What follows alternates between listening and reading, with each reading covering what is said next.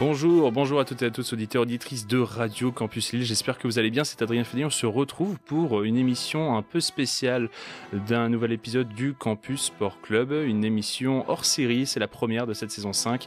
Pour celles et ceux qui sont habitués, je vous renvoie vers les saisons passées. On avait pu parler dans ces épisodes-là de Roland Garros, de Rafael Nadal, d'Antoine Griezmann et de bien d'autres. Ce soir, aujourd'hui, pour celles et ceux qui nous écoutent en journée, c'est un épisode, vous l'avez vu dans le titre, il n'y a plus de surprise. On va parler d'Alain Prost, on va pouvoir revenir sur le début de sa carrière et on va notamment en profiter pour célébrer les 40 ans de son premier titre mondial. Premier titre qui a été fêté le 6 octobre dernier. Pour en parler avec moi aujourd'hui, ils sont tout heureux d'être là, j'espère. Thibaut, Mathurin et Augustin, comment ça va, messieurs ? Ça va bien, ouais, ça fait 2 fois en 2 jours que je retourne au Campus Sport Club, puisque du coup hier c'était l'émission du mardi soir. Donc voilà, je suis totalement en réclusion à la radio, c'est la faute d'Adrien, donc libérez-moi. C'est vrai, je t'ai fait prisonnier, je t'ai fait dormir ici hier soir pour casser le mythe, le mur. On enregistre ça mercredi 15 octobre, donc le lendemain de l'émission du Campus Sport Club dans laquelle vous avez pu entendre Thibaut pour la première fois avec les news. Mathurin, toi, comment tu vas depuis le temps ? Ça va, hein, j'avais préparé une chronique NBA jusqu'à ce qu'on me dise que un Prost. Je vais faire avec. Hein. La NBA, c'est un hors-série aussi de l'année dernière. Il est super long, c'est notre record. On était 4 aussi et on a tapé les presque 3 heures d'enregistrement, mais c'était très très riche. C'était un retour sur la saison NBA, donc forcément 82 matchs par franchise. Il fallait un peu de temps. Et toi, Augustin, qu'as-tu préparé ? Je suis ravi de refaire partie de cette aventure une nouvelle fois cette année. La dernière fois qu'on avait fait ce petit podcast, c'était pour présenter le podcast Formule 1 en mars dernier, je crois. Donc je reparle de Formule 1 pour mon retour avec plaisir. Et donc moi, je vais parler probablement, si tu me le permets, de l'avant 85, l'avant victoire championnat du monde de Alain Prost. Exactement, on va pouvoir revenir plus en détail déjà sur cette saison 85. Comme Augustin vient de le dire, on va un peu aussi explorer les débuts, les raisons de cet avènement, quelque chose qui était aussi très attendu pour les supporters français, dans le monde de la Formule 1 aussi, au vu du talent d'Alain Prost. Et puis on explorera un peu aussi des traits de sa personnalité et ce qui a rendu aussi cette légende 40 ans plus tard encore, pourquoi on célèbre encore Alain Prost. Je vous propose, en guise de petite introduction, de se replonger il y a 40 ans. C'était lors du Grand Prix d'Europe 1985, le 6 octobre donc. Alain Prost devait terminer 4e de cette course pour être officiellement sacré champion du monde pour la première fois de sa carrière. Et ça a été vécu en live. Des gens à l'époque ont pu le vivre en live grâce à Europe 1. Un court extrait et on se retrouve juste après. Qui va déboucher là-bas, Rosberg est 3e, allez encore 200 mètres, et Alain Prost va être champion du monde. C'est fait, le drapeau à damier, extraordinaire, nous n'avions jamais vu ça, un pilote français, champion du monde de Formule 1, et Alain Prost qui est fêté ici, avant ça, vraiment nous avons l'impression de rêver, Alain Prost heureux, et nous le sommes combien ici après cette course au cours de laquelle nous avons connu, mais c'est pas possible, de multiples émotions. De multiples émotions à l'époque et encore aujourd'hui pour celles et ceux qui s'amuseraient à aller revoir les images. C'est tout aussi sympa. Donc ça s'est passé au Grand Prix d'Europe, le Grand Prix d'Europe qui se tenait à Londres cette année-là sur le circuit de Brands Hatch. Avant d'explorer un peu Alain Prost et revenir sur 85, petite question pour vous trois messieurs. Quand on vous dit Alain Prost, quand vous entendez Alain Prost, qu'est-ce que ça vous évoque pour celles et ceux qui sont plus ou moins passionnés ? Comment vous l'avez aussi découvert peut-être ce nom d'Alain Prost ? Thibaut ? Je pense que c'est Ayrton Senna, honnêtement. C'est pas 85, mais on peut pas parler de Prost sans parler de Senna, et on peut pas parler de Senna sans parler de Prost. C'est la rivalité, à mes yeux, la plus légendaire et la plus grande rivalité de l'histoire de la Formule 1. On peut pas évoquer l'un des deux sans évoquer. D'accord, et donc toi c'est à travers le prisme Senna-Prost, c'est déjà, quand tu as entendu parler de la rivalité, que tu as entendu parler des deux personnages et donc de Prost. Mathurin ? Formule 1, c'est un des premiers noms qui est ressorti en tant que plus grand pilote d'histoire. Gagner 4 titres, c'est le seul. Et comme l'a dit Thibaut, c'est vrai que forcément, quand on regarde le personnage, quand on regarde la Formule 1 des années 80, c'est vraiment l'homme qui ressort avec Ayrton Senna. Et c'est un peu cette bataille qui conditionne la manière dont on regarde finalement cette. D'accord. Ouais, Toi, Augustin, Quand on s'intéresse à la Formule 1, clairement, alors oui, il y a la rivalité Prost-Senna, mais si on s'intéresse vraiment à l'homme, 4 championnats du monde, il est français, c'est quand même assez... Français. Il est Il est français. franco-français. C'est sûr que quand on regarde le palmarès, les différents champions du monde, il est quand même, si on prend les égalités, il est 3e sur le podium. On a Schumacher-Hamilton, on a 2e, j'ai oublié, c'est pas grave. Et Fangio. Juan Manuel Fangio, exactement. Et 3e égalité maintenant avec Verstappen Ouais. et Vettel. Et Vettel. Mais voilà, ça fait plaisir d'avoir un Français quand même qui est 4 fois champion du monde. Malheureusement le seul, mais quand même C'est ce qui fait aussi c'est ce qui fait aussi sa différence. sa grande célébrité pour nous, Français, et on n'en a qu'à inciter. Donc quand tu es tout seul dans la liste, tu es forcément déjà bien loti. Ce cher Alain Prost dit le professeur. On va revenir aussi plus tard sur ce surnom qui s'est donné avec le temps, enfin que même juste le paddock et le monde de la Formule 1 lui a donné avec le temps. Notre très cher Alain qui a 70 ans cette année. Il les fait pas. Ça, il est... C'est vrai. Mais puis au début, je faisais les calculs. Je dis, attends, s'il a 70 ans cette année et qu'on fête les 40 ans de son titre, il avait 30 ans lors de son premier titre. Aujourd'hui, un pilote à 30 ans qui est champion du monde pour la première fois, c'est tard. Ça devient très tardif. Généralement, à 30 ans, tu es plus à errer dans les écuries de moitié de tableau dans le classement constructeur. Et tu essayes de perdurer le plus longtemps possible et de te faire une place, peut-être aller grappiller des points, des podiums et une victoire, qui sait, mais... Franchement, il n'y en a pas beaucoup qui, arrivés à 30 ans, sont champions du monde pour la première fois. En tout cas, ça s'est plus vu très souvent par la suite. Ça m'a fait tilt. Si on devait résumer très simplement aussi Alain Prost, c'est un phénomène en son genre à l'époque. C'est quand même quelqu'un qui excelle en la matière. Et en 85, toutes les planètes s'alignent enfin pour lui. Ça fait plaisir. On va revenir du coup sur cette saison 85 tous ensemble. À l'époque, Mathurin, toi qui as fait un petit peu le focus là-dessus aussi, il est loin d'être tout seul à être l'un des meilleurs pilotes de la grille, ou en tout cas favori pour le titre. Et ça démarre même déjà par son coéquipier, qui est le champion du monde en titre en 85. Effectivement, son coéquipier chez McLaren n'est rien d'autre que Niki Lauda, qui est donc quand même à ce moment-là triple champion du monde en titre pour un demi-point en 84, l'écart le plus serré de l'histoire de Formule 1. On va y revenir Encore un à ce peu jour, plus tard aussi. Donc Niki Lauda, même s'il est très clairement sur la pente descendante et sur la fin de sa carrière, il est toujours là en 85. C'est un pilote sur lequel on peut toujours compter, on doit toujours compter pour venir jouer les troubles fêtes entre guillemets. Mais c'est pas le seul. On peut noter également par exemple Ferrari, qui, bien qu'ils sortent d'une saison 84 très compliquée, ils ont des super arguments, avec notamment un nouveau designer qui leur fait une superbe voiture, un moteur Ferrari qui, comme d'habitude, est excellent, et un pilote, Michele Alboreto, dont on reparlera au cours de la saison, je pense, Oui.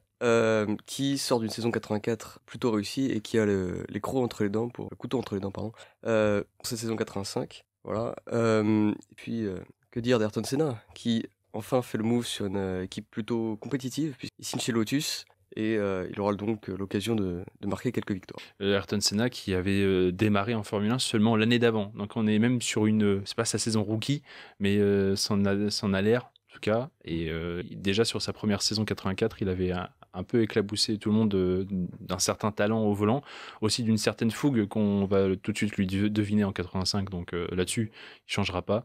Ils se frotteront pas trop entre Prost et Senna, de ce que j'ai vu, si ce n'est un Grand Prix, mais on attendra pour plus tard la fameuse rivalité que tout le monde connaît, que Thibaut connaît très bien. Lui aussi. On a aussi des Français dans cette grille. Il n'y a pas qu'Alain Prost. Il y a beaucoup de pilotes français, 7 au total, en comptant Alain Prost. Il y a des équipes. Donc, je vais commencer par les pilotes français. Donc, au-delà d'Alain Prost, on retrouve Philippe Streff, qui a couru cette année-là, notamment pour Tyrrell, mais pas que. Philippe Streff, qui est pilote plutôt prometteur. Il a eu des bons résultats aux 24 heures du Mans et terminé 2e en 81. Malheureusement pour lui, au début de la saison 89, c'est le drame. Voilà. Donc 85, ça se passe relativement. Il fait un podium en Australie, notamment dans une course compliquée. Mais en 89, c'est le drame. Un accident lors d'un essai au Brésil qui le laissera paralysé. Et il continuera donc de s'engager après son accident pour justement les pilotes handicapés pour qu'ils pilotent comme ils le souhaitent. Donc à l'époque, ça reste un bon pilote en 85, mais c'est pas encore une figure aussi de la Formule 1 française. En tout cas, et déjà aussi, ça commence peut-être par son équipier des années précédentes, lorsque Prost s'était aventuré chez Renault. On a un certain René Arnoux qui démarre la saison. Effectivement, donc René Arnoux, quand il arrive en 85, il est victime d'un gros accident de ski en intersaison, donc il a laissé un peu diminuer. On verra que c'est un problème plus tard dans la saison, dès la deuxième course. De toute façon, les accidents et les soucis de santé, ça va bon vent aussi, ça va bon train à l'époque, dans les années 80. On évoquera aussi des accidents beaucoup plus mortels que ça après. Mais René Arnoux, ouais, qui démarre donc un peu diminué, un peu bancal cette saison. Un peu diminué, mais pourtant sa première course elle est excellente puisqu'il termine 4ème après une belle remontée. C'est unique, il est parti pour jouer le titre alors. C'est pourtant pas suffisant aux yeux d'Enzo Ferrari. Himself, le commandateur, le convoque à Maranello en marge de la deuxième course et lui explique en globalement 30 minutes que c'est fini. Il peut prendre ses valises, rentrer chez lui, il ne compte plus sur lui. Il sera remplacé par Stefan Johansson qui marquera quelques podiums au cours de la saison 85. Ouais, qui essaiera d'apporter sa pierre à l'édifice pour Ferrari. Et la saison qui se passera pas exactement comme prévu. On est aussi sur une ère, pour ce qui est de cette grille-là, avec d'autres belles têtes d'affiche. Jacques Lafitte, toujours de côté français. On connaît bien sa fille depuis. Thibaut, toi, Jacques Lafitte aussi, ça te parlait à l'époque? Bah alors à l'époque, je m'en souviens pas trop. Mais Margot Lafitte, oui, qui travaille à Canal+. Donc je connais du coup le père par la fille, mais oui, c'était un bon pilote, c'est victoire. Et c'est une figure du paddock, même si on n'est pas considéré comme un grand champion de la Formule 1, c'est quand même, on se dit, oui, il a été pilote de Formule 1, il a été plutôt bon. Oui, c'est vrai, il était plutôt bon. Pour ce qui est toujours de cette de grille, on parle quand même, donc j'ai compté, tout au long de la saison, on prit part à différents moments pour certaines, parfois un seul Grand Prix, mais 17 écuries.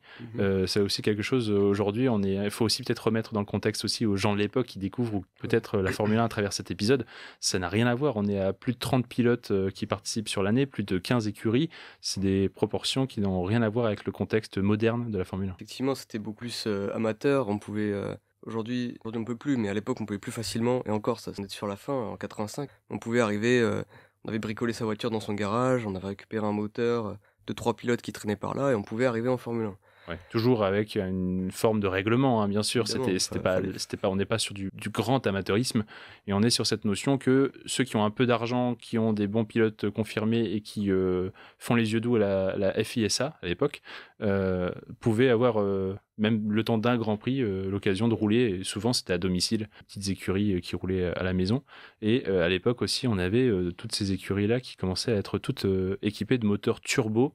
Augustin, est-ce que toi t'arriverais à simplifier, enfin, je peux peut-être résumer, mais en quoi c'est le moteur turbo? Parce que j'ai essayé, moi, de creuser, franchement, et je suis pas assez connaisseur en mécanique. J'ai jamais roulé des mécaniques, je sais pas si c'est le cas de certains ici, mais le moteur turbo, c'est vrai que c'est une innovation de Renault au début des années 80, mais de là... Ouais, donc, honnêtement, je saurais pas trop déterminer quelle est l'innovation précise, mais c'est pas grave, je suis pas spécialiste en mécanique non plus, comme toi. Moi, je peux essayer, mais au début, c'est Renault qui l'amène, donc ça fait pas trop confiance. On appelait la voiture à théière jaune parce que toutes les courses se terminaient en fumée parce que ça fonctionnait pas.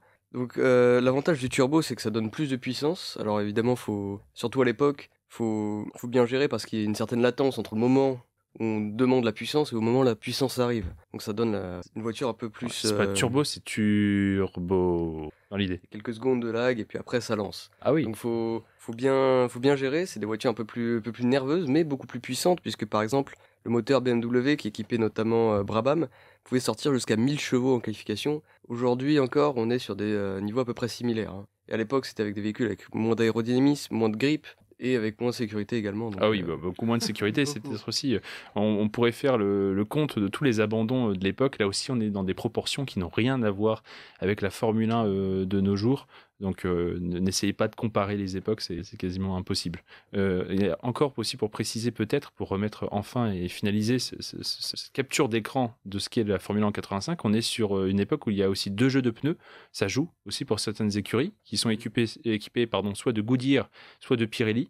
Mais il y avait le choix, il y avait les 2 pneumatiques possibles, et on est aussi et surtout sur un système de points qui est à des années-lumière de ce qu'on a aujourd'hui. Il n'y avait des points accordés qu'aux 6 premiers de chaque Grand Prix. Bon, alors l'avantage, c'est qu'avec les dizaines d'abandons par Grand Prix, on était quand même à l'aise, et des points, 9 pour le premier, 6 pour le deuxième, 4 pour le troisième, 3, 2 et 1 ensuite pour les suivants, donc les 6 premiers seulement récompensés, et on est encore très loin aussi des courses sprint, donc des classements, ça donne des championnats ultra resserrés avec sur la saison 16 Grands Prix.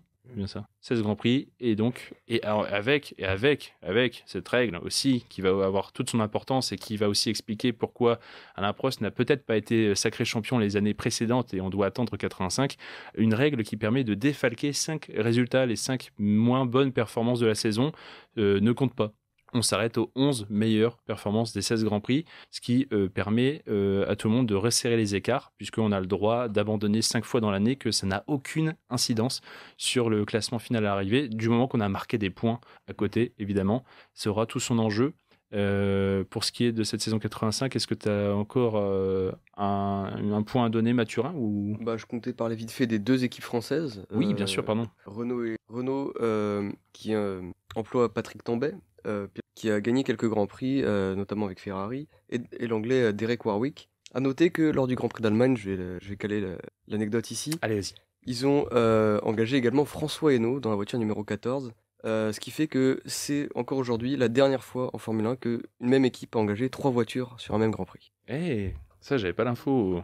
C'est fou. François Hainaut, qui fait partie de la grille à cette époque-là. 3 Français en même temps. Donc 3 pilotes sur la grille de départ. 3 pilotes dans la même écurie sur un même Grand Prix. Ah oui, sur un même Grand Prix. Et c'est la dernière fois de l'histoire, puisqu'il c'était soit 1, soit 2, et il n'y en a jamais eu 3. Oui. Ah oui, pareil pour... Oui, parce qu'il y a eu 3 engagés dans la même écurie. 3 engagés dans la même écurie. C'était monnaie courante dans les années 50, 60 et 60. C'était moins le cas depuis. On a une deuxième équipe également, motorisée elle aussi par Renault. Il s'agit de l'équipe Ligier Gitane. Donc sponsorisée notamment par Gitane et par le gouvernement globalement français, qui est très ami avec Guy, le patron de l'équipe, qui emploie 2 pilotes français, enfin un pilote français au début, Jacques Lafitte, dont on a parlé tout à l'heure, qui était vétéran à ce moment-là. Et ils ont employé l'italien Andrea De Cesaris, connu sous le surnom pendant un certain temps Andrea de Cracheris, fâcheuse tendance à se cracher. Et c'est après un gros crash où il a fait 4 tonneaux sans sortant indemne que Guy Ligier le vire en disant c'est trop. Et il remplace donc par Philippe Streff, choix payant, puisque du coup il terminera 3e. Pas mal du tout. C'est vrai que les Français sont là, les Français sont en nombre, mais nous, celui qui nous intéresse, c'est Alain Prost, évidemment, de cette année 1985. Alain Prost, du coup, qui se retrouve dans une McLaren équipée du moteur turbo Porsche, qui, sur le papier, a la voiture la plus performante. Donc son plus grand ennemi risque d'être Niki Lauda.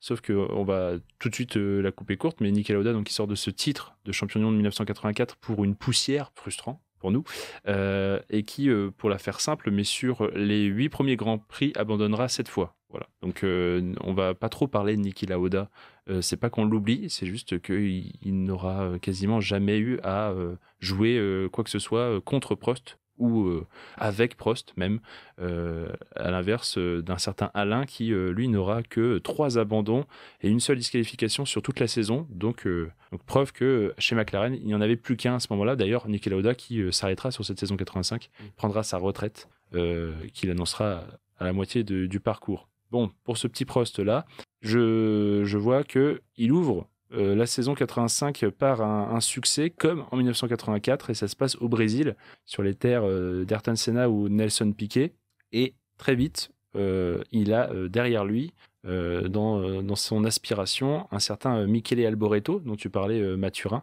qui finalement va s'affirmer comme étant son plus grand rival sur l'année. C'est ça, hein. En tout cas en première partie de saison, c'est vraiment la menace pour Prost. Voilà, il va souffler un peu en deuxième partie de saison, on le verra. Ok, donc au Brésil, en tout cas, Alain Prost, il s'en sort pas trop mal. On aura du coup cet épisode, comme tu le disais, avec René Arnoux qui performera, mais qui sera limogé dans la foulée. Donc, pour ce qui est de Ferrari, on va surtout avoir lieu à la doublette Alboreto-Johansson, le Suédois. C'est assez simple, on les retrouve dès le Grand Prix suivant au Portugal. 2e Grand Prix de cette saison, abandon pour Alain Prost, qui part en toupie en dépassant De Angelis. Et c'était notamment la première grande date de cette saison 85 aussi, avec la victoire de Senna, exactement. Et évidemment, sous la pluie, quoi de mieux pour Ayrton, le roi. Après, forcément, il s'est bien entraîné dans son milieu tropical au Brésil pendant ses jeunes années. Je pense que ça aide pas mal. Je pense et puis même de toute façon, d'un point de vue talent, si on commence à parler de Senna, je pense que la pluie, c'est purement du talent. C'est-à-dire que purement, c'est du travail, mais quand je prends l'exemple, par exemple, de Verstappen au Brésil, l'année dernière, pour moi, il y a du travail, mais il y a aussi de l'entraînement qui parle. Il y a du talent, pardon. Ouais, tout à fait.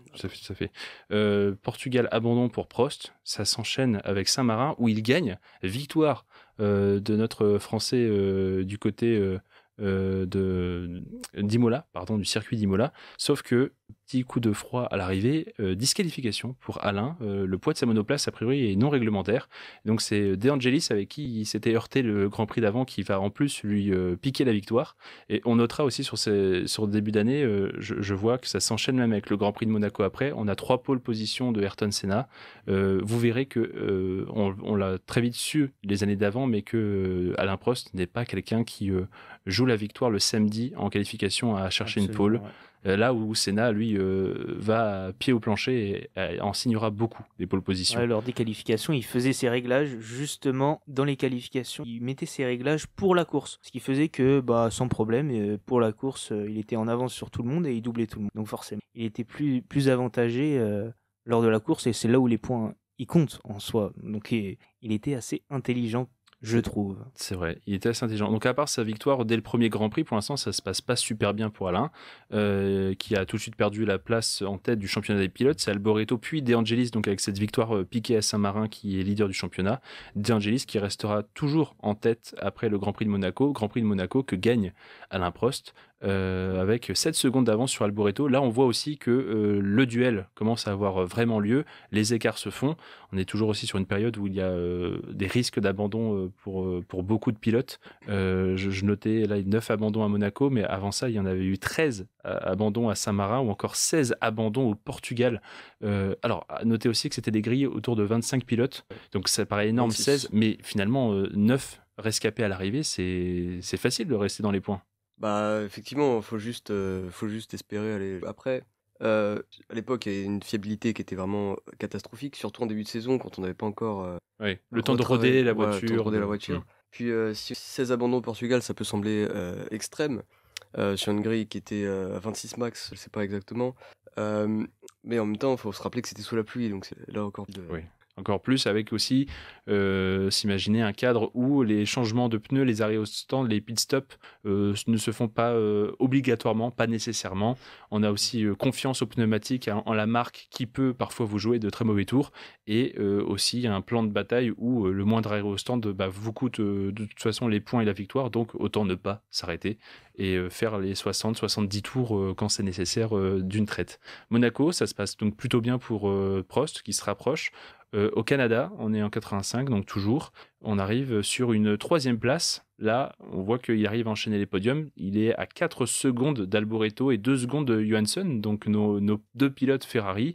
Le doublé, premier doublé des pilotes Ferrari. Alboreto qui en profitera du coup pour devenir nouveau leader du championnat. Pour Prost, pour l'instant, ça reste envisageable. Régularité, c'est son maître mot. C'est son maître mot. Par contre, alors, pas encore trop à cette époque-là. Il faut avouer que là, on est à 5 Grands Prix, si je dis pas de bêtises. C'est vrai qu'il y a eu avec un abandon. Et Alors la disqualification entache un tout petit peu le début de saison, mais sinon on serait déjà à 3 victoires et une 3e place. Effectivement, on va plutôt parler de régularité. On est juste sur un abandon où ça se trouve De Angelis, il est extrêmement fautif. J'ai pas revu les images, j'ai pas revu la VAR, mais au Portugal, je pense qu'on peut lui en vouloir sur le circuit d'Estoril à notre Italien. Pour ce qui est du Canada, par contre, ça se tient, mais Alboreto toujours leader. On s'approche du mano à mano comme les années précédentes il avait pu avoir avec Niki Lauda. Je viens de vérifier un peu vite fait parce que j'ai les informations juste ici. J'ai le contexte de l'abandon d'Alain Prost au Portugal. A priori, De Angelis n'est pas en faute puisque. Je retire ce que j'ai dit. Pardon mon petit De Angelis. Parce qu'en fait, du coup, Alain Prost s'est décalé pour déborder De Angelis. Il n'a pas pris la trajectoire habituelle. Sauf qu'il y avait trop d'eau sur la ligne qu'il a prise pour déborder De Angelis. Il a glissé et est parti en toupie. Il a fini contre le muret extérieur. Allez. Voilà, c'est ma faute. J'accuse les Italiens alors je suis moi-même italien. Je ne devrais pas. C'est interdit par le règlement. On est en tout cas au Canada, ça se passe bien. Ferrari le doublé, Prost qui reste dans la course. Et d'autant que c'était pas si mal que ça, mais il y a encore un petit couac pour notre Alain à Détroit, Grand Prix des États-Unis donc de Détroit, abandon au 19e tour, mais ça ne profite pas nécessairement trop à Ferrari, donc ça c'est pas trop mal aussi. Alboreto qui reste en tête du championnat et qui prend des points, qui finira 3e de ce Grand Prix là, arrive le Grand Prix de France. Prost qui finira troisième, lui à 9 secondes de Piquet et 3 secondes de Keke Rosberg, papa de Nico Rosberg pour ceux qui suivent la Formule 1 depuis quelques années. Et ce Grand Prix de France qui ne tourne pas à son avantage forcément. Il y a encore 10 abandons là-dessus, mais on est sur des standings, on est sur quelque chose de tout à fait normal. Prost qui se retrouve par contre à l'arrivée de ce Grand Prix de France à égalité avec De Angelis juste derrière Alboreto. Là, on se tourne finalement vers un duel à 3 en fait. C'est quoi l'histoire ? On n'attendait pas forcément les Lotus, on savait les voitures étaient pas trop mal. Voilà. Et surtout, si on attendait une Lotus, on attendait Senna, on n'attendait pas De Angelis. Ouais, donc, ça peut surprendre. Senna qui a encore fait des pôles avant, une pôle aussi à Détroit, mais qui a tendance à aller un peu trop fort sur la fin, qui finit un peu dans le décor aussi. Ouais, finit rarement les 85. Finit rarement. Et c'est drôle que tu évoques Senna, ça permet d'enchaîner aussi sur cette saison-là qui se poursuit. On est courant en juin-juillet, c'est les beaux jours. On arrive sur le Grand Prix de Grande-Bretagne d'ailleurs. Victoire d'Alain Prost. Alain Prost qui livrera sa première, un peu méconnue, bataille contre Ayrton Senna, avec un Senna en tête jusqu'au 59e tour et qui subira une peine d'essence au tour suivant qui laissera Prost, qui permettra en tout cas à Prost de s'échapper vers la victoire. Et qui permet aussi aux Français de grappiller des points sur Alboreto, sachant que, comme on l'a vu rapidement à l'époque, 9 points pour le premier, 6, 4, 3, 2, 1. Même si on est dans les points, il y a quand même ce vrai gain qu'il y a aujourd'hui avec la première et la deuxième place, même si aujourd'hui on est sur des proportions à 25 et 18 points, c'est vraiment énorme. Vous préférez quoi, vous, d'ailleurs, des points serrés comme ça ou les points à l'échelle moderne ? En vrai, je préfère les points modernes parce que quand même, entre être premier et deuxième, au moins ça montre un vrai écart, au moins 7 points. Là, 3 points, mine de rien, ça montre pas vraiment qu'on a gagné un Grand Prix. D'accord. Toi, c'est pour tu veux récompenser à sa juste valeur une victoire. Pour moi, il faut récompenser à sa juste valeur une victoire. Deuxième, c'est un peu la place du loser pour moi. Et du coup, 18 points, ça permet derrière de attribuer un certain nombre de points jusqu'à la 10e place, que là, on attribue qu'aux 6 premiers. Alors oui, ils sont nombreux, mais ils sont beaucoup abandonnés, tu l'as dit. Mais non, en vrai, je pense que les points modernes sont un peu mieux élaborés par rapport à avant. Même si finalement, tu as une moitié de grille aujourd'hui, tu as les 10 premiers, on dit, mais on parle de 20 pilotes au départ d'un Grand Prix, donc ça veut dire que tu as 50% de chance de finir dans les points. C'est presque facile, non ? C'est presque facile. Mais en même temps, le 10e, il a qu'un point par rapport à 25. À l'époque, le 6e avait qu'un point. Mais c'est pour ça qu'il pouvait facilement rattraper le premier. Ouais, parce que le premier n'avait pas beaucoup. Ouais. Toi, on est plus raccord sur récompenser un maximum le vainqueur et qu'il y ait vraiment des différences de fait avec le reste. Voilà, pour qu'il y ait un maximum de batailles en piste, pour être le premier. Un modèle qui d'ailleurs a été ensuite calqué, qui est aussi calqué sur le modèle des sports d'hiver, du biathlon. Par exemple, moi en tout cas je dis biathlon parce que je le connais par cœur, je vais pas aller sur tous les sports d'hiver, mais une victoire d'une étape de biathlon, d'une course de biathlon, c'est 90 points et 75 points pour le second. On voit aussi des écarts signifiants, ensuite c'est 65 et après ça se décline de 5 en 5 et de 1 en 1. Donc là aussi, c'est un système de points, d'accord. Je comprends vraiment de glorifier les victoires, sachant qu'une victoire en Formule 1, il n'y en a pas des masses. On est à 15-16 Grands Prix par an à l'époque. Aujourd'hui, on est à 23-24. Ouais, 23-24. Donc, on dira aussi qu'on a plus de fois de chance, on a plus d'opportunités de gagner. Donc, autant être aussi sur cette récompense-là qui était pas mal. Tout ça pour revenir à notre Grand Prix de France 1985, donc troisième place, Grand Prix de Grande-Bretagne 85, avec cette lutte Prost-Senna qui tourne à l'avantage de Prost qui mettra même jusqu'à un tour sur Alboreto au deuxième, mais là l'avantage, il n'y a pas cette règle, heureusement qu'elle n'a jamais existé, cette règle de si je te reprends un tour, tu sors, hop, petite, touché, coulé, hors course.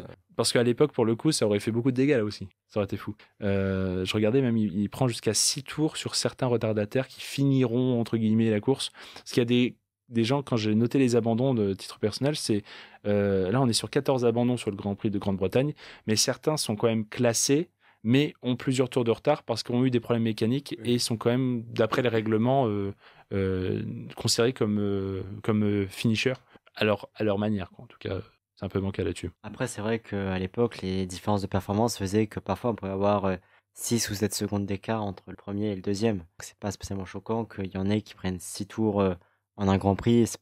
C'est pas choquant. C'était assez régulier. Bon, personnellement, ça me choque pas, même si j'ai pas connu cette époque. Ouais. D'accord, ça, ok. Pour ce qui est de la suite de la saison, on arrive à un premier grand tournant qui va s'opérer pour la saison d'Alain Prost, toujours au duel avec Alboreto. De Angelis va un petit peu perdre le fil. Lui, on va vraiment voir ce mano à mano se dessiner pour de vrai. On arrive sur un enchaînement entre les Grands Prix d'Allemagne et les Grands Prix d'Autriche. Et pour ces courses à l'accent germanique, chacun une victoire, une pour Alboreto en Allemagne qui finit 11 secondes devant Alain Prost deuxième, et en Autriche Alain Prost qui lui rend l'appareil, victoire devant Senna et Alboreto qui finira quand même sur le podium. Le mano à mano est tellement parfait qu'à l'issue du Grand Prix d'Autriche, je note que Prost et Alboreto sont à égalité avec 50 points, 4 victoires pour Prost, 2 pour l'Italien, même si, à remettre aussi dans le contexte de l'époque, il y a toujours cette règle de on peut défalquer les mauvais résultats, donc rien n'est encore joué. Sur l'instant aussi, qu'est-ce que j'avais noté que la victoire en Autriche d'Alain Prost, c'est aussi en plus le dernier duel avec Niki Lauda, l'un des grands derniers duels, et Lauda qui sera en tête de son Grand Prix, qui sera en tête pendant pas mal de tours, mais qui subira encore un problème mécanique. On parle de rodage, tu parlais tout à l'heure de Alain Prost qui sait aussi mieux préparer son véhicule. Lauda y allait plus peut-être à l'expérience et au talent, et peut-être que sa voiture à lui personnellement, je pensais vraiment que du côté de McLaren, on peut espérer, on peut poser la question, vu le début de saison de Lauda et les problèmes qu'il a et à quel point il est relégué au classement, est-ce qu'on portait moins d'attention aussi sur Niki Lauda chez McLaren, ou ça reste quand même le triple champion du monde qui est chez soi? Après, ça reste le triple champion du monde, mais Niki Lauda aussi, Prost le disait lui-même, on le voyait déjà qu'il était un peu diminué. Bon, peut-être qu'on le laisse cette année un peu de côté. Bon, ça reste Niki Lauda, ça reste un immense champion. Mais oui, je pense que là, on va s'intéresser, j'allais dire aux petits jeunes, mais... oui, c'est ça, mais ça me choque toujours. Aux petits jeunes Prost. Ça me choque toujours. Et voilà, on voit qu'il a cette régularité qui peut mieux amener McLaren à devenir champion, probablement. En tout cas, Niki Lauda qui en profitera, son Grand Prix maison qui aurait pu être sa dernière grande victoire en Formule 1 devant son public, ne lui réussit pas. Il annoncera même qu'il prendra sa retraite à l'issue de la saison. Donc là aussi, chez McLaren, on va surtout quand même penser au classement constructeur peut-être, mais Ferrari est tellement bien loti avec deux pilotes qui performent à ce moment-là. C'est compliqué, et on a ce duel Prost-Alboreto.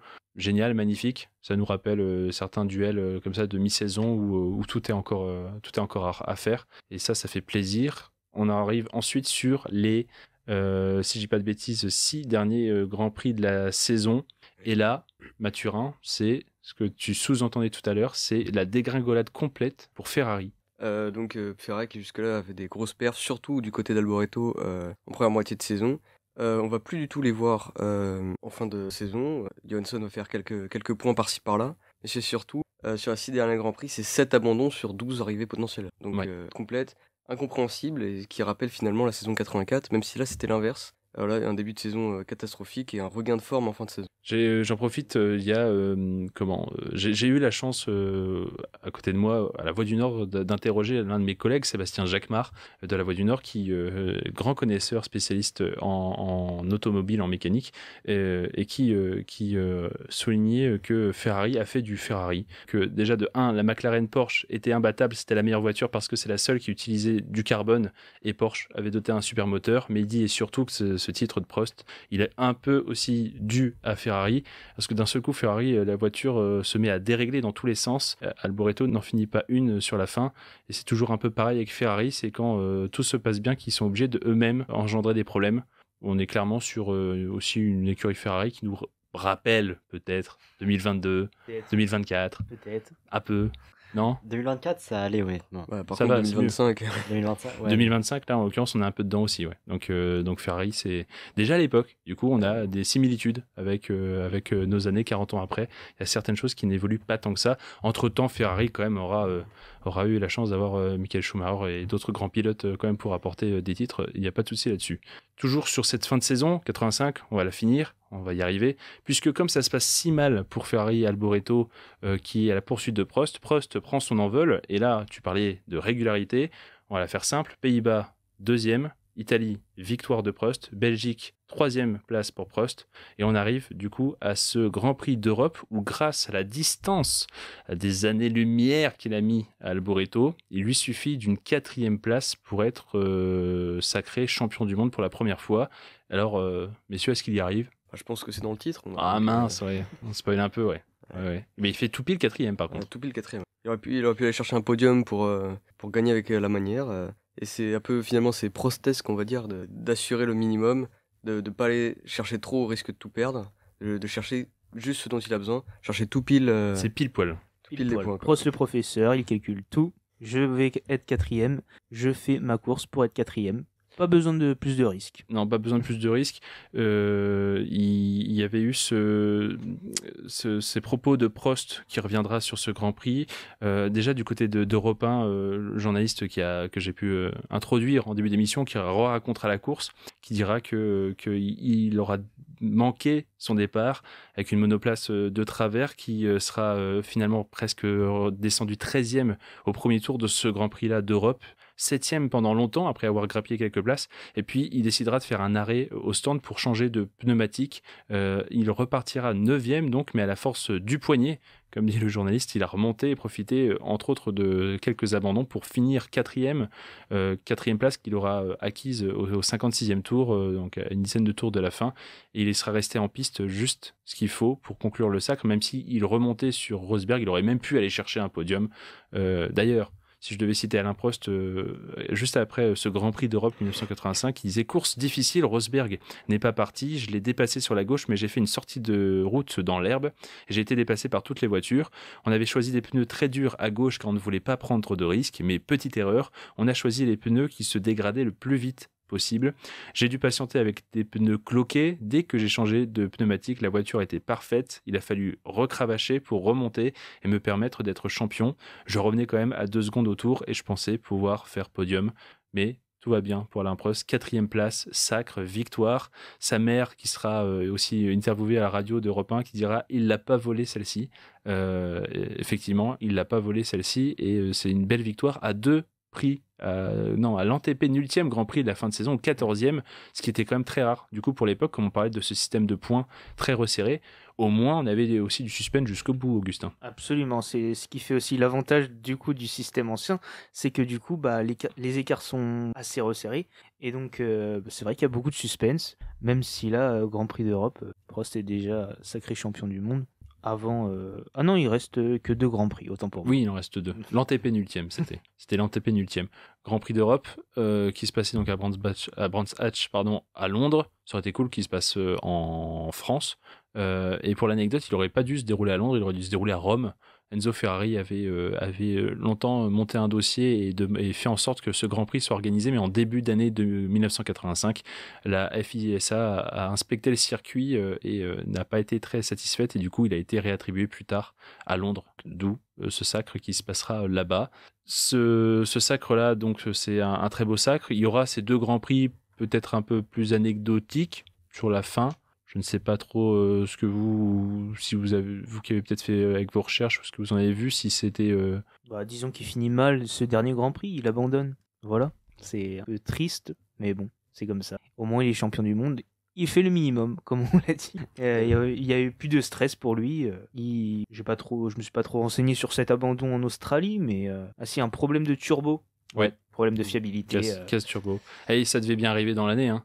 On peut pas tout esquiver, mais en plus ce résultat-là sera parmi ses 5 pires performances, puisque pour l'anecdote aussi, notre très cher Alain Prost, il finit 4e de ce Grand Prix d'Europe qui lui permet d'être sacré champion du monde, sauf que à la fin de la saison, à l'issue de ces 16 Grands Prix, il a tellement été régulier, il a tellement fait de podiums, que ses 11 meilleurs résultats sont des podiums, et donc cette 4e place fait partie de ses 5 pires résultats, et donc ne compte pas dans le décompte officiel des points de ce sacre. Mais du coup, j'avais une question, c'est comment est-ce qu'on pouvait être sûr qu'Alain Prost allait être du monde, même si on n'avait pas encore tous les résultats? Parce que c'était calculé que s'il abandonnait, qu'il finissait hors des points sur les derniers Grands Prix, et quand bien même Alboreto gagnait ces 2 Grands Prix-là, il n'aurait jamais pu le remonter au classement pilote. Un savant calcul qui est... Ouais. Ah, c'est ce que disait aussi Sébastien Jacquemart, a dit pour l'époque, grâce à cette règle de défalcage des résultats, sur la fin de saison, tu pouvais espérer, tu pouvais commencer à faire des calculs, mais il dit c'est des calculs d'apothicaire, ça donne mal au crâne. Ça n'a quasiment rien à voir, sauf que là, c'était un peu l'évidence de se dire, bon, en admettant que Prost marque 0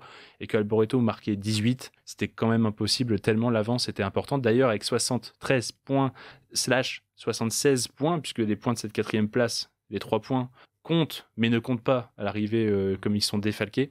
Il était devenu à l'époque le plus grand, le champion avec le plus de points marqués sur une seule et même saison. C'est dire aussi un peu le boulevard qu'il a eu sur cette fin d'année et cette régularité dont tu parlais, puisque 11 podiums, c'est facile à calculer, puisque c'est 11 résultats tenus, 11 podiums, 3 abandons, une disqualification alors qu'il avait gagné.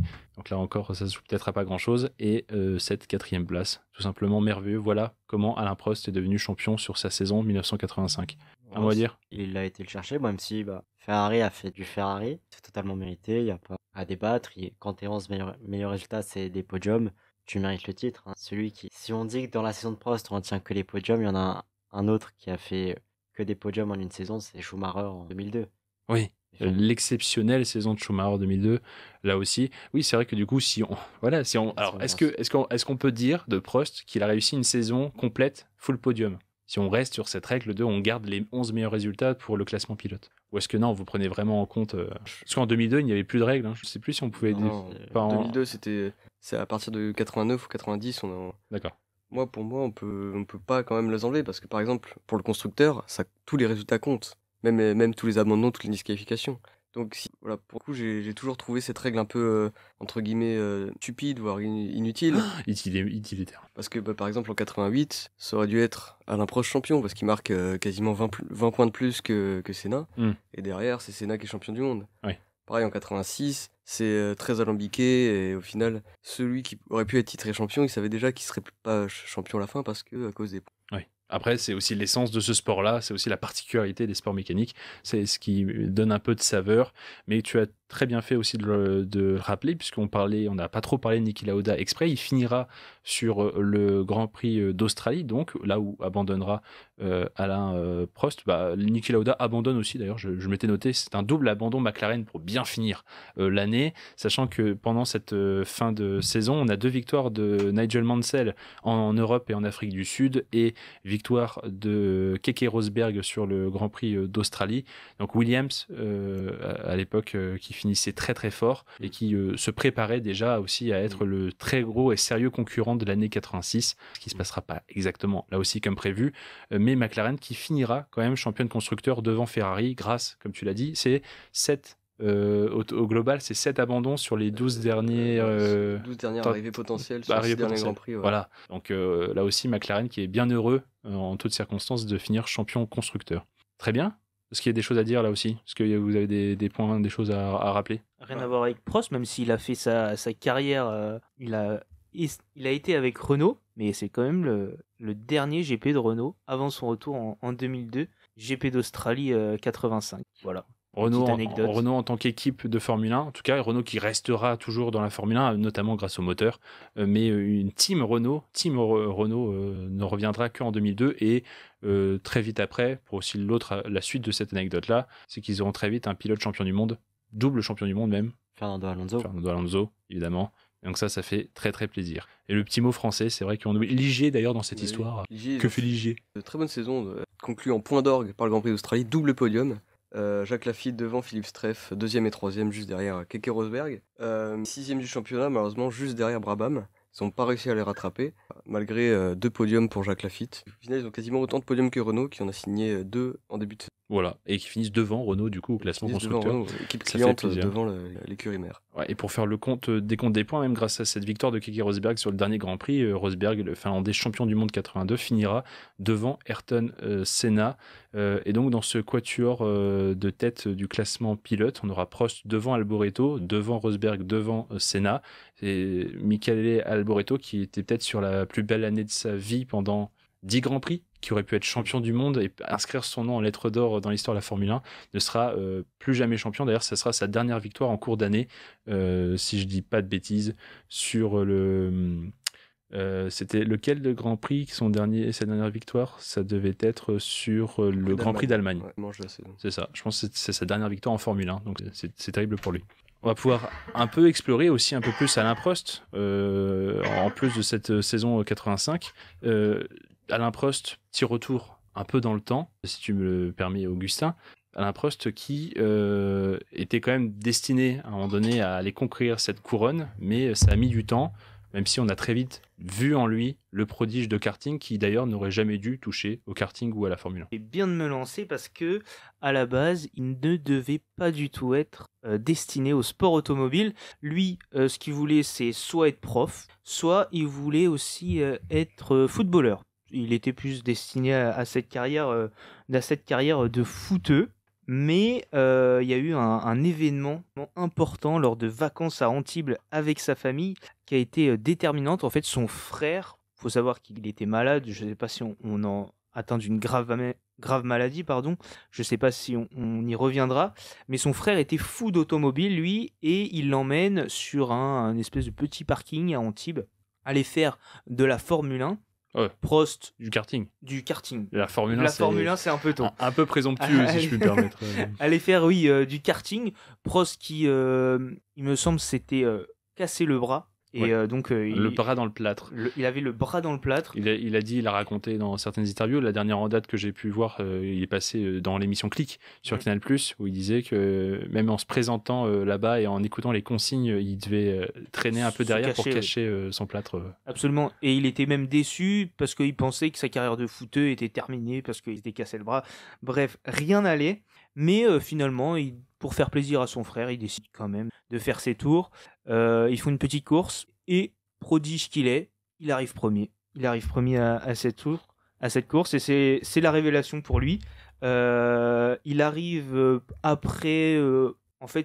il arrive à s'acheter son premier kart grâce à des économies qu'il va faire. Notamment, il va refuser d'aller au cinéma avec ses potes pour obtenir ses 700 francs. Et là, il annonce à sa famille « J'achète mon kart 700 francs », ce qui est relativement assez élevé pour l'époque, je crois. Voilà. Que dire de plus? Sa vie personnelle, il est d'origine arménienne. Sa grand-mère a vécu le génocide arménien, ce qui compte un peu pour lui. Il a grandi à Saint-Chamond, dans la Loire. Et c'est un petit gabarit à la base, 1m65, donc parfait pour entrer dans une future Formule 1. Mais et 1,65, précision pas à 14 ans, hein. À 20 ans, 50 ans, 70 ans, il fait toujours 70 ans, il fait toujours 1m65. Quoique on devrait le mesurer, il fait peut-être un peu moins avec l'âge, tu sais, on ne jamais. Peut-être que oui, ça baisse. Et donc oui, j'ai pas précisé, mais c'était à 13 ans tout ça, cette anecdote, donc assez tard par rapport à aujourd'hui, pilotes qui sont plutôt à être dans des kartings. Ouais, on repère de plus en plus des jeunes enfants qui tournent autour de 10 ans, 8-10 ans, pour certaines familles aisées aussi. Maintenant, il y a des conditions financières extrêmement élevées, alors que lui vient d'un milieu très ouvrier, modeste. Ses parents qui tenaient des magasins de meubles. De meubles, il est aidé d'ailleurs encore. On verra, première année en Formule 1, il aidait encore ses parents à vendre les meubles, à aller à l'atelier. Donc oui, une famille modeste assez. Et donc, lui, il demande pas grand-chose à ses parents, mais il se lance quand même dans le kart. Le karting est cher, on le sait. En 1973, enfant prodigieux qu'il est, il devient champion de France de kart junior et aussi champion d'Europe junior avec un moteur d'ailleurs qu'il a lui-même préparé. Lui, il n'est pas question d'avoir un ingénieur ou quelque chose, un mécano. Non, lui, il fait son propre moteur. Il est passionné par l'automobile. Enfin, il se passionne du moins pour l'automobile. Même année, 73-74, il va obtenir une bourse pour aller dans une école de pilotage, l'école de pilotage du Castellet. Et entre tout ça, il faut savoir qu'il va faire son service militaire. Il a plusieurs vies. En 1975, si on va un peu plus vite, il passe à la monoplace puisqu'il va gagner le volant d'Elf. Il raconte qu'il n'avait pas respecté toutes les consignes de ses instructeurs, tout ça. Et donc, il se démarque, il impressionne pour gagner ce fameux volant d'Elf. Et le volant d'Elf, pour remettre aussi en contexte, c'est une compétition organisée au sein même de l'école de pilotage du Castellet Absolument. pour récompenser les jeunes talents et puis peut-être voir de futurs grands pilotes émerger. C'est ça. Donc c'est un peu se montrer. C'est un peu la passerelle pour aller dans la monoplace, dans le monde C'est un professionnel. bon coup de projecteur. C'est un bon coup de Et projecteur. pour le coup, il a plutôt bien réussi son coup, le petit Alain. Absolument. Puisqu'il va intégrer la Formule Renault en 1976. Il écrase complètement le championnat. 12 victoires sur 13 possibles. L'année suivante, il remporte le championnat d'Europe. J'ai pas mis c'était le championnat d'Europe de quoi, mais c'est intéressant. Je peux t'aider peut-être. Le championnat d'Europe, en quelle année tu dis? Peut-être c'est encore le Formule Renault. Non, en 79? En 77, il doit être encore en Formule Renault. Sinon, Ouais. il est champion de France et d'Europe de Formule 3 ensuite, en 79. C'est ça. En 79, il est champion de F3. Il remporte d'ailleurs ce championnat à Monaco, où tous les grands sponsors vont le repérer pour sa future carrière. Là encore, il fait super bien les choses.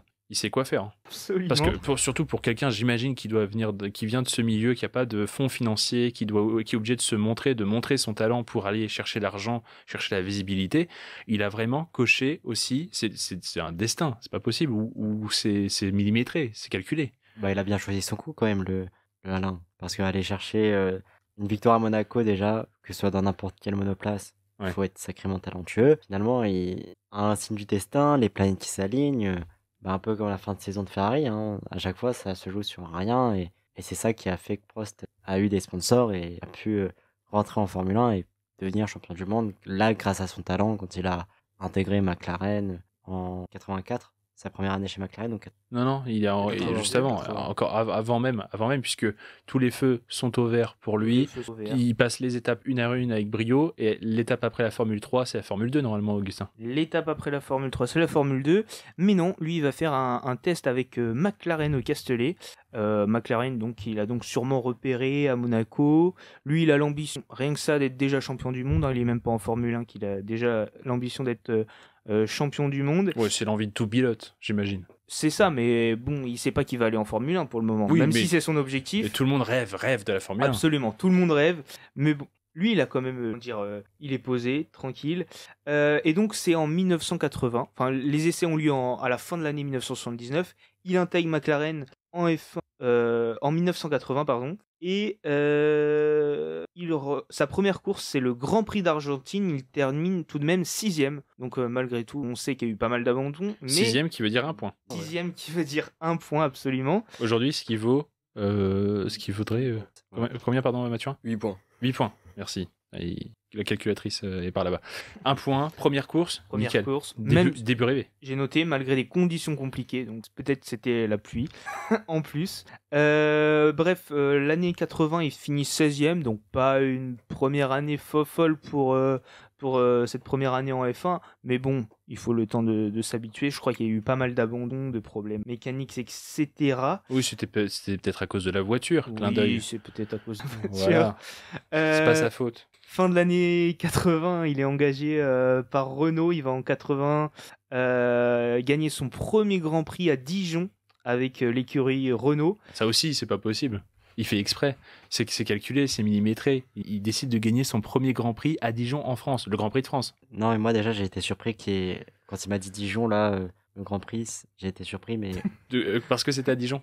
Parce que c'était à Dijon, ah oui, oui. Voilà. Mais déjà de une là, mais oui, il choisissait quoi. Oui, à l'époque, Dijon. Le circuit Dijon est l'un des plus grands circuits de l'histoire de la course automobile française. Pour ceux qui ne savent pas, si vous allez aujourd'hui sur le circuit Dijon, il n'y a plus grand chose à faire. Il y a un peu désert, je crois. Quelques courses de F4 et de GT, championnat de GT français. Voilà, mais c'est pas le grand circuit. Le Castellet, Paul Ricard est devenu le grand circuit avec le temps des grandes compétitions automobiles et surtout. 24 heures du Mans, circuit Bugatti. Ouais. Mais pour ce qui est de la Formule 1, ils ne vont jamais au circuit Bugatti du Mans. Ils ont toujours été au Castellet. C'est ça que je voulais sous-entendre. Pas en France tout court de toute façon. Mais maintenant, oui. Une fois dans l'histoire, le circuit Bugatti. Et entre-temps, ah oui, c'est vrai. Et entre-temps, il y a eu Manicourt. Donc on a comme il y a eu Charade. À l'époque, il y en avait beaucoup des circuits. Hein. Il y avait Rouen, il y avait Reims. C'était des routes fermées. Ouais, voilà, il y a circuit et circuit. Hein. Tu me l'auras pas, tu me la feras pas. Bon, en tout cas, tout se passe bien. 81, première victoire, Renault. Première victoire, et en plus, il finit 5ème du championnat du monde. Rien que ça, deuxième année en Formule 1, 5ème. C'est quand même pas mal. 1900 82, il y a eu quelques tensions, je ne sais pas si on y On y reviendra. reviendra peut-être plus tard. Peut-être, oui. Je passe, donc il finit quand même 4e du championnat du monde, donc petite amélioration d'une place par rapport à l'année précédente. C'est pas rien, et quand on voit Quand même. ce que les pilotes de l'époque, que ça peut être 4e, c'est pas mal. Absolument. Et 83, il perd le championnat du monde contre Nelson Piquet, donc il est 2e. Ça a été un regret pour lui parce que apparemment Piquet aurait eu des non-conformités de carburant, mais Renault à l'époque, c'est l'équipe concurrente qui doit poser réclamation auprès de l'instance de la FISA. de la FISA, pas la FIA. Et Renault a décidé de ne pas poser ce recours, même si c'était connu. Donc c'est un peu un regret pour Prost, Ouais. il aurait pu gagner sur tapis vert, il aurait pu être champion du monde sur tapis vert. Ça n'a pas été le cas. Ouais, ça ne pouvait pas venir de lui, ça devait venir de son écurie. Ça devait venir de son écurie, et Renault voulait pas gagner sur tapis vert par... Bon, Je c'est ouais. Et je crois même que c'est ça, du coup. C'est une des raisons, a priori, ouais, Ouais. qui a poussé aussi un peu ce divorce. Forcément, normalement, tu as le soutien de ton équipe, tu es en train de jouer un titre de championnat. On a bien vu que Toto Wolff, Michael Horner, Max Verstappen, ça n'hésite pas aussi à aller demander des aides et des coups de pouce. Ça fait des coups en soum-soum. Non, eux, c'est le micro, plein poumon. Ouais, Et non, changez la règle, faites pas ci, faites pas ça. On l'a vu ces dernières années, 2021. Ça reste un moment gravé dans l'histoire de la Formule 1 grâce à ce Grand Prix d'Abu Dhabi. Pour ceux qui ne savent pas, allez voir le Grand Prix d'Abu Dhabi. Même sans contexte, vous allez Sans comprendre. contexte, ouais. Vous allez- Résumé, ça suffit. Voilà, vous allez comprendre. On en est à donc cette saison 83, divorce amorcé. Ouais, divorce entre Renault et Prost. Et donc il retourne chez McLaren en 84 avec un certain coéquipier qui s'appelle Niki Lauda, qui aura été pour lui, selon Prost, je cite, le meilleur coéquipier qu'il l'aura eu. Lors du Grand Prix du Portugal 84, il termine deuxième du championnat du monde à un demi-point, comme on l'a dit, de son coéquipier justement, Lauda. Mais sur le plan humain, ça a été sa plus belle saison, selon Prost. Alors, si je puis me permettre, est-ce qu'il a déclaré ça après que Lauda soit parti ou après toute sa carrière? Non, il a déclaré là récemment dans un documentaire par Canal+. La série Prost, Ouais, série Prost. qu'on peut aussi conseiller. On peut conseiller les gens. Absolument. Si vous voulez aussi en savoir un peu plus sur Alain Prost, vous avez le droit aussi, si vous préférez voir aussi plus que du son, voire de l'image. Il y a une série Canal+ qui a été concoctée et qui est sortie il y a un an. Prost, ça s'appelle sobrement, en 6 épisodes, qui retrace aussi certains passages de sa vie avec ses propres témoignages. Et si on veut avoir un autre point de vue sur la carrière de Prost, il me semble que sur Netflix, il y a une série Senna qui retrace justement Qui retrace aussi d'un autre, voilà, du point de vue Senna forcément, mais qui revient plus sur cette rivalité et sur cette rivale amitié parfois aussi avec le temps. Thibaut, tu voulais dire pardon aussi sur... Parce que pour le coup, je trouve que si on parle sur le plan sportif, le meilleur coéquipier de Prost, c'est Senna, mais je trouve qu'en termes d'humain, Prost et Senna avaient une relation quand même très spéciale. C'est que le Grand Prix avant où Senna se tue à Imola en 94, Senna a quand même un message pour Prost. C'est vrai que quand ils étaient coéquipiers, c'était la guerre, mais dès qu'ils ont pu être coéquipiers ou qu'ils sont éloignés, en soi, les deux étaient très bien. Ouais, je pense que c'est ça qu'il a justement que Prost appuie même encore aujourd'hui. Il admet que le meilleur équipier qu'il ait eu dans un moment vraiment de cohésion de groupe, dans une saison de Formule 1 ou dans une carrière, le meilleur équipier, dans le sens équipier du moment, c'était Lauda. Je pense que le meilleur, son ami le plus proche, l'homme le plus proche qu'il a eu dans sa vie, c'est plutôt Senna. Mais quand il a été équipier de Senna, ça s'est pas très bien passé, c'était très conflictuel et je pense qu'il en retiendra toujours moins. Je pense que c'est ça qui sous-entend aussi. J'essaye d'interpréter Prost. Puis, je pense que s'il doit retenir toutes ses saisons en Formule 1, la meilleure passée avec un certain équipier, ça a été Lauda 84. Puis c'était un peu aussi son idole à l'époque. On parle de quelqu'un qui a commencé à 14 ans le karting, début 73, c'est ça à peu près. Quand tu commences à t'intéresser au karting, tu t'intéresses aussi peut-être au sport automobile, à la Formule 1 du coup. Et en 75-77, le champion incontesté, le meilleur de la grille, c'est Niki Lauda. Donc je pense que ça a dû le faire rêver aussi d'être avec ce mec-là. Puis Prost a admis aussi qu'il avait beaucoup appris en 84 grâce à Niki Lauda. Et du coup, on le retrouve aussi au fur et à mesure de sa carrière. Il développe un peu le même style que Lauda.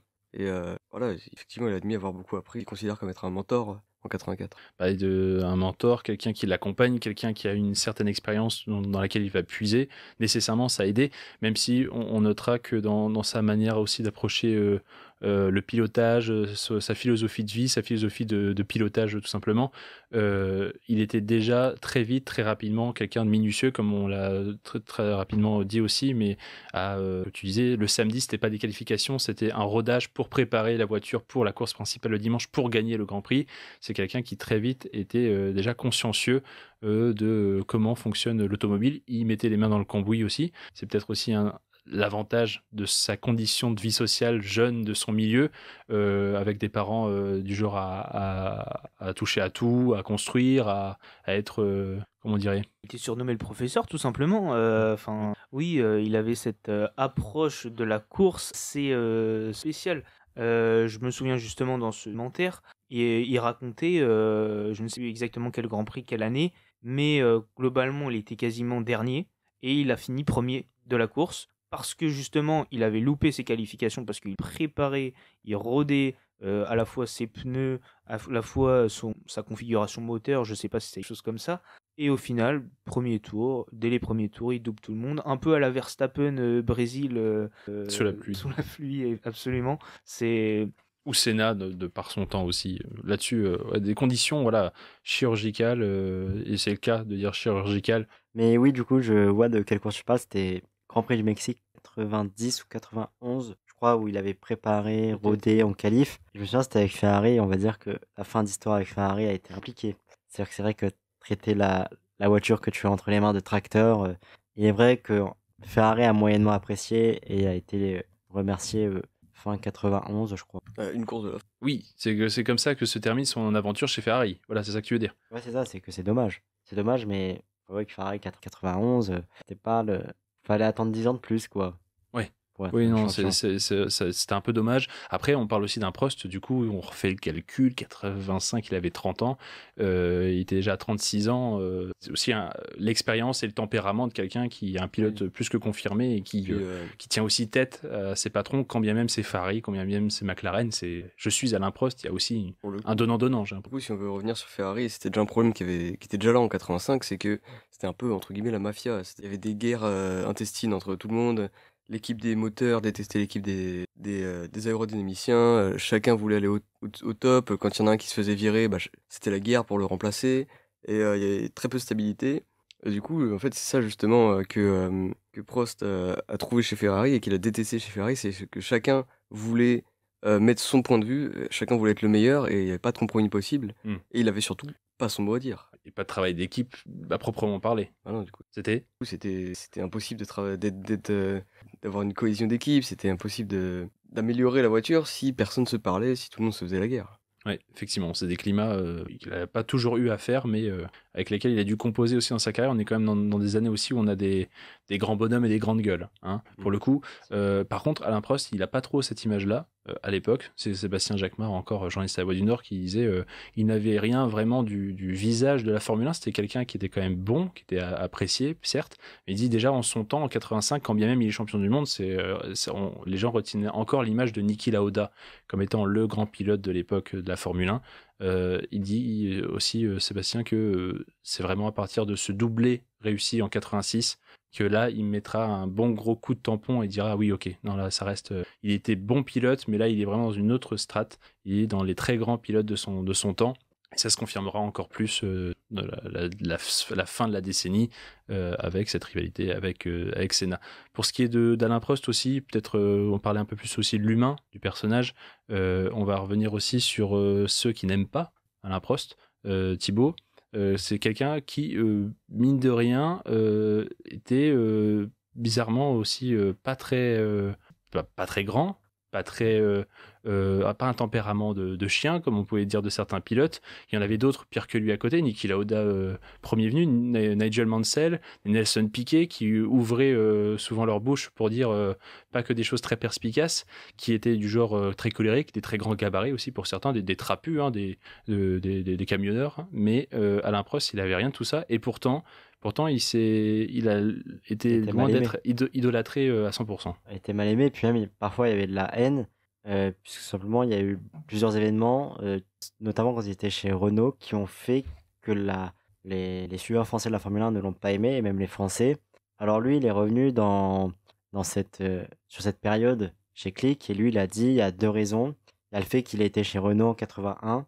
Alors, en 81, contexte politique, élection de Mitterrand, premier socialiste à la présidence. Et donc, finalement, Renault, avait été nationalisé, on se dit, c'est la firme finalement de la gauche, donc c'est une mauvaise gauche. Il est forcément de gauche et en plus issu d'un milieu ouvrier, donc il avait plutôt des idées socialistes. Et le deuxième incident, là, faut aller sur la piste. Au Grand Prix de France 1982, il y a eu un incident avec René Arnoux. Alors, pas un incident où il y a eu un contact entre les deux, mais simplement, Arnoux a reçu des consignes d'équipe pour laisser passer Prost, pour tout simplement faire le doublé, mais Prost qui prenait donc le plus de points. Et parce qu'au championnat de pilote, il était le mieux placé pour viser le titre. C'est ça, 82, il jouait. C'est ça la raison première, c'est ça que je veux dire. C'est ça, oui, c'est ça. Mais du coup, René Arnoux ne s'est pas exécuté, et c'est Prost qui a pris toutes les remontrances, parce que sur le podium, il a gardé une tête très fermée, il n'était pas content de ce qui s'est passé, mais c'est quand même assez logique. En soi, on dit que on va te laisser passer devant par ton coéquipier, mais il le fait pas. Donc lui, il n'a pas vraiment compris, sachant qu'en plus, les médias, ils considèrent qu'ils les ont lâchés, et qu'en plus, le public, il est encore plus appuyé, puisque simplement, il a eu une voiture brûlée, son adresse a été révélée, il a eu des menaces de mort, et on lui a déjà craché dessus dans sa voiture. C'est ce qu'en tout cas, il révèle, il témoigne dans Click, dans l'émission, dans ce que tu dis dans l'interview avec Mouloud Achour. Oui, c'est ça, tout ce que je dis, c'est ce qu'il a dit. Donc lui, il décide de quitter la France quelques semaines après le Grand Prix de France 82, et même encore là, il s'est fait critiquer, parce que tout le monde disait c'est pour les impôts, c'est parce qu'il veut pas payer la pléthore d'impôts et de taxation qu'on a en France. Souvent, lui, il a dit, mais moi, je suis parti que avec 35 000 euros, donc c'est pas énorme, même s'il est parti en Suisse. Il dit 35 000 euros équivalent franc. Parce À l'époque, il n'y avait pas d'euros. Ouais. Oui, si, il était déjà visionnaire, il palpait déjà des billets de 500, tout à fait.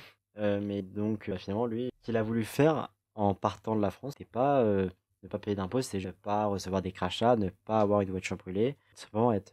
Oui, il voulait vivre en paix, a priori, voilà, c'était ça, exactement. Il a senti un climat de haine contre sa personne pour des raisons qu'il lui trouvait injustes. Il a décidé de quitter le pays, mais pas pour des raisons financières ou pour des raisons politiques à proprement parler. C'était surtout déjà pour vivre en paix et être loin de tout ça. Ouais, et puis mine de rien, c'est pour des raisons géographiques aussi. Il est assez proche de sa maison familiale. Ça tombe très bien. Ils habitent entre Lyon et Saint-Étienne pour situer. Donc la Suisse est quand même le pays à l'étranger le plus proche. Dans ce cas-ci, il y a l'Italie peut-être un petit peu, mais voilà. Et puis à l'époque, pour ce qui est financier aussi, il aurait pu très bien dire qu'il s'installait à Monaco. Comme beaucoup de pilotes aujourd'hui, de la grille actuelle, sur la vingtaine de pilotes de Formule 1, il y en a une bonne moitié au moins, je pense, qui sont résidents de la principauté monégasque. Là, à l'époque, par exemple, il a choisi la Suisse, qui finalement s'avère aussi être une autre solution financière assez avantageuse. Mais bon, c'était pas a priori, lui, de ce qu'il témoigne en tout cas, c'était pas son avis premier. Sachant que de base, il devait partir au Royaume-Uni. Et pour le coup, ça avait plutôt du sens, parce que le Royaume-Uni, c'est là où il y a quand même toutes les usines de Formule 1, c'est là où il y a McLaren, on va parler pour aujourd'hui, c'est là où il y a Mercedes, c'est là où il y a aussi l'usine Renault d'Enstone, même si je sais pas si dans les années 80 c'était là ouvert, mais on va partir du principe que oui. Non. Mathurin. Non, ils étaient basés en France, ils étaient basés vers Viry-Châtillon. Okay. Ils étaient pas... Si aujourd'hui Renault et Alpine ils sont à Enstone, c'est parce que c'est quand ils ont racheté Benetton. Et Benetton, eux, ils étaient basés à l'époque là-bas. C'est pour ça. Mais sinon, c'était. Ouais, ok, ça date de rachat et de fusion. C'est pour ça qu'ils ont cette usine. Et je retire ce que j'ai dit. Du coup, et ça tombe, mais ça aurait été encore plus logique, sachant qu'on est donc autour de 82-83 et qu'à la fin de la saison 83, avec les différends qu'il a en plus en interne avec son équipe de Renault, comme on l'a souligné, il va signer chez McLaren, écurie britannique. Donc ça aurait là, je pense qu'on lui serait peut-être moins tombé dessus avec le temps. Pour le coup, et je pense soit l'épisode de 82 aurait, je pense, serait effacé. En soit 83, c'est une qui passe. Donc je pense que il n'y aurait pas forcément eu beaucoup de. Évidemment, le pilote peut pas rester qu'en France, il va pas faire toute sa carrière. Oui, non, alors après, il y a aussi vivre. Là, on parlait de pilotes aujourd'hui qui résident à Monaco. Ils ne font pas. Enfin, ils passent très peu de temps à Monaco. On est juste sur des avantages où financièrement, avec les salaires assez impressionnants et mirobolants qu'ils touchent, aujourd'hui, ils peuvent aussi faire fructifier cet argent, en tout cas la conserver le plus possible. Là où. S'offrir un logement là-bas, surtout. Oui, et déjà, c'est parce qu'ils ont le gros salaire qu'ils peuvent aller à Monaco, et c'est parce qu'ils sont à Monaco qu'ils touchent ils gagnent encore beaucoup d'argent. Ça, ils en profitent pas trop mal. Pour ce côté aussi un peu haineux, ouais, du coup, il y a cet incident avec René Arnoux où il dit qu'il se fait traiter de salopard. C'est injuste, et encore plus avec la dimension politique où avec cette élection présidentielle, comme tu soulignais, la gauche qui arrive au pouvoir, et lui en plus qui a des connivences avec Jacques Chirac, qui est quand même le principal candidat à l'opposition à l'époque. C'est Monsieur Droite, c'est celui qui courait aussi après ce poste de président, des relations qui tiendra avec le temps aussi avec Jacques Chirac, et il sera aussi encore un peu critiqué notamment par les médias français avec cette histoire en 85 pas 85, mais peut-être 85. Si, 85. Si, pardon. Bah justement, lors de cette saison 85, l'avant-dernier Grand Prix de la saison qui se passe en Afrique du Sud, pour vous remettre aussi dans le contexte, milieu des années 80, début des années 80, Afrique du Sud, c'est l'apartheid, c'est cette séparation assez extrême et assez violente, distinction entre blanc et noir, avec un traitement totalement défavorisé, un peu ségrégationniste, et c'est le gouvernement français qui demande aux équipes françaises, tu parlais de Ligier, Renault, il n'y avait que Ligier Renault du coup, hein, c'est ça, il demande aux équipes françaises de ne pas aller participer à ce Grand Prix d'Afrique du Sud pour boycotter l'événement, et d'une manière générale appelle aussi les autres pilotes français à ne pas y aller, mais Prost ira alors qu'il est déjà champion du monde, qu'il aurait pu en plus s'en passer. Là aussi, ça lui retombera dessus, de ce que j'ai lu. Lui, après, se défendra en disant, mais c'est pas à nous, pilotes, d'avoir on n'a pas ce dernier mot. On est, nous, signés auprès d'une écurie qui est sous la responsabilité de la FISA. C'est aux gouvernances, c'est aux personnes plus haut placées de prendre ces décisions-là. Nous, on ne fait que suivre. On est un peu, il dit, mains et poings liés, en fait. Là où, bon... Est-ce que vraiment il aurait pu quand même se permettre en champion du monde sortant de se dire je me passe du Grand Prix d'Afrique du Sud? Bah après, si là il n'y a pas ce Grand Prix, il fait aucun podium de son sacre à la fin de saison, et il termine que sur un abandon après son sacre. Un peu dommage. Oui, mais il n'en sait rien après qu'il abandonne. Je te parle à l'époque, conditions. Tu viens d'être sacré champion au Grand Prix d'Europe. T'es en plus à Londres, c'est pas trop mal. Et t'as ce Grand Prix d'Afrique du Sud où, politiquement parlant, tu peux dire ouais, je peux aussi faire un geste fort. Après, on peut lui en vouloir, ne pas lui en vouloir, mais c'est une question que je pose, c'est un débat. Hein. Mais il n'en sait rien qu'il abandonne après, ça marche pas trop cet argument. Moi je pense que McLaren, il en aurait pas forcément voulu, et puis que McLaren, plus tôt dans la saison, ils ont fait appel justement au Grand Prix d'Europe. Juste avant, ils ont fait appel à John Watson pour remplacer Lauda. Ils auraient pu refaire appel à John Watson, ça aurait pas été un problème, hein. C'est un numéro 3 solide. Donc ouais, surtout que Ligier et Renault, ils sont pas allés. Je regarde les autres pilotes français, du coup. Oui, après, c'est vrai que par rapport au podium aussi, j'avais un peu oublié la parenthèse où McLaren jouait encore le titre constructeur. Oui, peut-être que McLaren n'aurait pas été si satisfait que ça de perdre son meilleur atout. Peut-être aussi. Non, peut-être que là-dessus, ça marche. Peut-être que là... Mais bon, en tout cas, ça a encore alimenté aussi cette haine des Français contre lui. Et si en plus je devais revenir sur le Grand Prix 85, ça aussi il l'a dit, il a avoué en conférence de presse après avoir été sacré officiellement champion du monde, quand les Anglais lui ont demandé ce que ça faisait d'offrir un premier titre mondial à la France, il a répondu, je cite, « Je sais que c'est important pour les Français, mais ce qui m'importe c'est d'être champion du monde, je m'en fiche un peu d'être français, je ne suis pas très nationaliste, désolé pour ça ».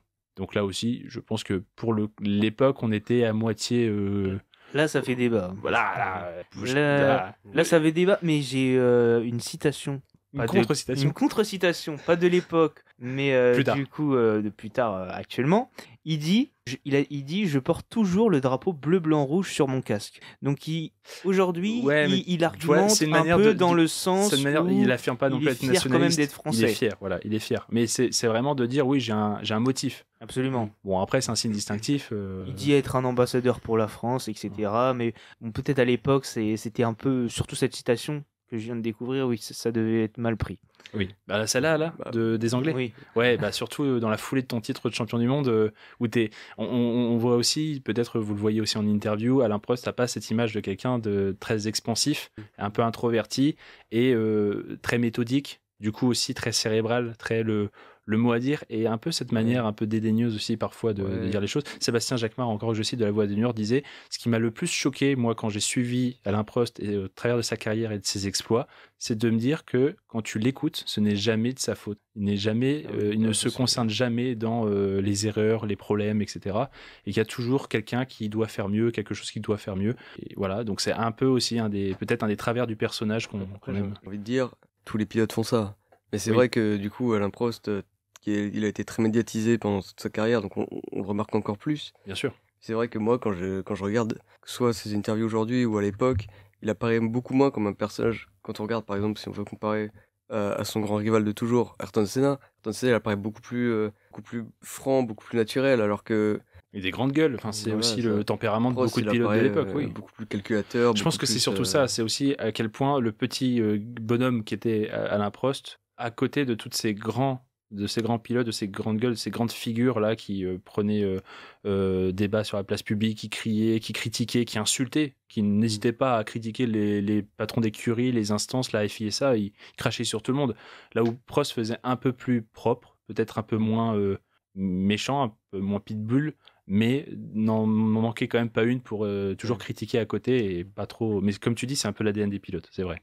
Après, c'est toujours vrai que, encore aujourd'hui, en tant que supporter, on dit toujours plus un pilote qui en fait beaucoup, qui en dit beaucoup, qui est comme ça un peu insolent, un peu grande gueule. Par exemple, je pense à Fernando Alonso qui multiplie les sorties parfois un peu mesquines, parfois un peu taquines dans les médias. Forcément, c'est toujours plus facile de s'attacher à un pilote comme ça parce qu'il rend vivant le truc. Il y a l'émotion, il y a ce côté vivant. Que Prost, c'était un côté vraiment, il était là juste pour rouler, quoi. En dehors, c'était pas un mec d'exubérant. Je me permets encore de citer mon très cher collègue Sébastien Jacquemart, qui, je vous rappelle, lui a au moins regardé et suivi à la télévision, c'était sur TF1 à l'époque, pour aussi remettre dans le contexte.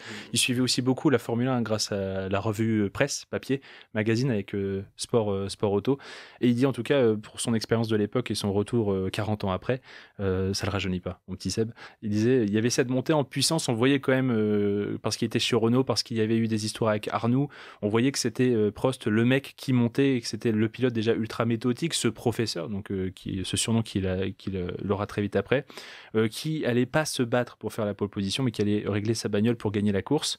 Mais Prost a jamais été un pilote flamboyant, c'est pas un Verstappen, c'est pas un Senna, c'est pas un Mansell, et encore moins la figure de la Formule 1 pour l'époque de ce fait. Ouais, c'est ça. Hein. C'est le pilote intelligent par excellence, et je pense que son héritage en soi, et on peut le ressentir aujourd'hui dans le sens où on demande aujourd'hui aux pilotes non plus seulement d'aller vite, on leur demande de savoir c'est quoi leur ressenti sur le pneu, est-ce que vous pensez c'est quoi de réfléchir aux stratégies, de dire là vous pensez que ce sera un arrêt, vous pensez que vous allez pouvoir faire un arrêt de plus. C'est ça le fait que maintenant on règle beaucoup plus sur la course et surtout avec ces pneus Pirelli qui sont assez fragiles sur certains circuits. Je pense à Singapour, même si ça n'a pas été le cas cette année, mais où vraiment maintenant l'héritage de Prost c'est pas seulement une qualif, c'est pas seulement le fait d'aller vite, c'est bien de savoir aller vite, mais si tu sais pas gérer la voiture, si tu sais pas gérer l'essence... Les pilotes concernés plus que jamais dans l'organisation, la tactique, la théorie, les essais. Aujourd'hui, pour être pilote, faut pas être que pilote, faut savoir ce que c'est l'automobile, faut savoir ce que c'est ton auto, faut savoir comment fonctionne ton moteur, faut savoir comment fonctionne ton pneumatique, faut savoir... Tout ou presque. En soi, faut aller à l'usine, faut savoir comment est construit ton châssis. Enfin, et après donner les ressentis. C'est grâce aux pilotes clairement que les améliorations se font. Même s'il y a des données data évidemment, que les ingénieurs ils peuvent fonctionner qu'avec des données data, mais c'est sûr que le ressenti du pilote il est nécessaire aujourd'hui. Et Prost l'avait déjà établi à son époque. Peut-être l'un des seuls.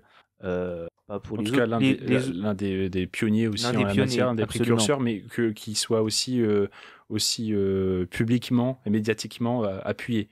Voilà. Il y a peut-être d'autres pilotes par le passé qui étaient du genre à toucher la voiture eux-mêmes, à des Jim Clark ou autres, mais lui, en tout cas, ça en est devenu son surnom, quoi. C'est que toute la scène le sport automobile le connaissait pour ça. C'est dire. À propos de ça, j'ai des choses à dire. Premièrement, c'est que à l'époque de Lauda, donc dans les années 70, 75, tout ça, quand il gagne ses titres, justement, il était aussi à ce moment-là mal aimé parce qu'il était il s'est trop place au calcul, entre guillemets, il était pas assez flamboyant, Ouais. il était trop scientifique dans son approche de la Formule 1. C'est ça son nom, en fait, le scientifique. Le gars qui change complètement le surnom du... Non, ça sera plus le professeur, ça sera le scientifique. Mais ouais, une approche trop lisse, trop... comment on dirait, pas assez pratique, plus Voilà. théorique. Voilà ça. Et du coup, Lauda en son temps et Prost ensuite ont été justement peut-être moins appréciés aussi pour ça. Et c'est moins de place au flamboyant. C'est ça qu'on attend quand on regarde la Formule 1. C'est le flamboyant, c'est le spectacle. Il disait aussi, Sébastien Jacquemart, il parlait d'un Senna comme un samouraï. Il dit, justement, c'est aussi pour ça qu'au Japon, pour ses déboires, ou en tout cas ses coups d'éclat, il est aussi aimé et réputé là-bas. Et pour d'ailleurs faire le petit lien avec Senna, ça donnera beaucoup plus lieu sur tout ce qui va suivre après, la rivalité, le travail d'équipe et tout ce qui s'ensuit. Mais tout ce qui va aussi un peu attiser cette haine aussi contre Alain Prost, c'est aussi naturel pour l'époque, mais il l'appuie encore là, c'est de se dire que si lui bat en son temps des champions du monde qui ont aussi une fanbase, qui ont beaucoup de gens, des supporters derrière, ces gens-là vont naturellement ne pas aimer celui qui vient poser problème. Les supporters de Niki Lauda ne se sont pas fait copain avec Alain Prost, tout ça parce qu'il était son équipier en 84 et qu'il aurait pu lui souffler le titre pour pas grand-chose. Et en 85, c'était quand même pareil. Il avait beau être champion du monde, il avait beau être reconnu par ses pairs ou par le milieu, les gens de l'extérieur, le public restait attaché à son pilote. Donc il a aussi beaucoup pris de haine là-dessus, sachant que Alain Prost a quand même eu 5 équipiers champions du monde dans sa carrière, hein, c'est quand même souligné.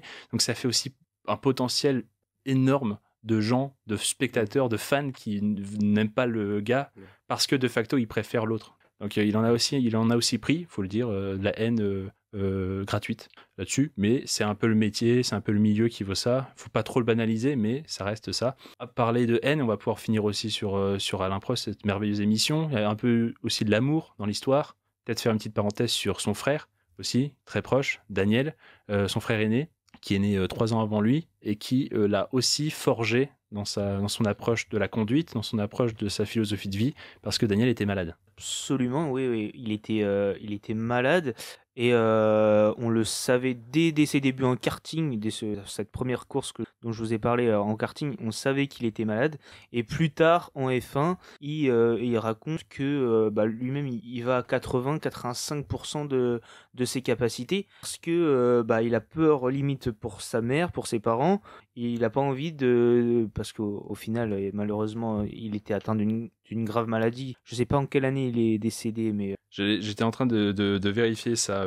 Voilà, donc son frère, malheureusement, est décédé, donc ses parents, ils ne voulaient pas une deuxième personne, un deuxième fils qui part, sachant qu'il prend beaucoup de risques quand même en s'engageant en F1. Il est mort. Il est décédé, c'est ça que je voulais vérifier, il me semblait. Hein, il est décédé l'année de son deuxième titre en 86.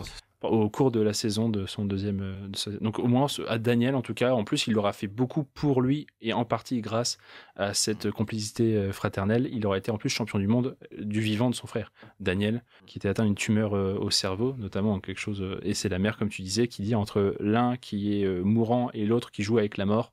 Bon, du coup, ça a aussi un peu responsabilisé Alain qui disait très jeune aussi qu'il devait faire face à ses crises d'épilepsie et gérer son grand frère et être au soutien de Daniel. Donc ça a beaucoup joué. Et d'ailleurs, pour faire aussi le lien et la parenthèse, pourquoi aussi on parle de quelqu'un de méthodique qui règle beaucoup sa voiture et qui est dans le détail de ces choses-là. On parle de quelqu'un qui est très régulier, il abandonne peu, mais quelqu'un aussi qui n'est pas casse-cou, qui ne prend pas de risques inutiles. Et ça va un peu aussi avec l'ambiance de l'époque. On revient, entre guillemets, sur le moteur turbo, aussi des soucis mécaniques ou des réglages mécaniques qui pouvaient engendrer des problèmes ici et là et même totalement inopinés. Et il faut dire qu'à l'époque, j'ai noté quand même qu'il a baigné dans ce climat. Il le disait aussi dans Click, c'est pour ça aussi que je le notais, dans un climat où il a eu affaire face à des gros décès, des énormes accidents, et dans certains où il est impliqué. Ça aussi, vous pensez que c'est ce qui a fait le plus gros aussi de cette mentalité-là, tacticienne, minutieuse et safe? Je pense pas spécialement, non. Enfin, je pense que oui, forcément, de savoir que tu joues avec la mort, forcément, des fois, il y en a qui vont prendre plus de risques et d'autres non. Mais je pense que pour le coup, l'aspect tacticien, c'est quelque chose qui est vraiment, pour moi, c'est inné chez Prost. C'est-à-dire que Prost, s'il joue pas avec son intelligence, je pense pas que c'est qu'il gagne. Donc, Pour moi, c'est vraiment ça a un rôle, je pense, dans sa manière d'aborder les courses, mais je pense pas que c'est un rôle dans la manière de faire la course. Ouais, et pour autant, vous ne pensiez pas qu'il aurait pu gagner 2 fois plus de titres en étant un autre Prost beaucoup plus entreprenant? Non, pour moi, il y avait beaucoup de pilotes qui étaient comme ça, qui étaient fougueux, un peu flamboyants. Et il aurait été juste peut-être le 4e, le 5e Oui, dans la masse. à pouvoir jouer le titre de manière fougueuse. Et du coup, c'est comme ça qu'il a réussi à gagner ses titres, c'est en se démarquant juste, en étant le mec qui l'a joué safe. Du coup, ça lui a permis. Ouais, avec cette année 1982 notamment, alors donc il fait sa 2e année chez Renault, il est aussi en passe de jouer le titre. C'est une année un peu particulière, pour remettre aussi dans le contexte, il y a la mort en piste de Gilles Villeneuve au Grand Prix de Belgique à Zolder, qui est suivi ensuite de celle de Didier Pironi, donc les 2 pilotes de la même équipe, qui arrivent ensuite un peu plus tard en Allemagne.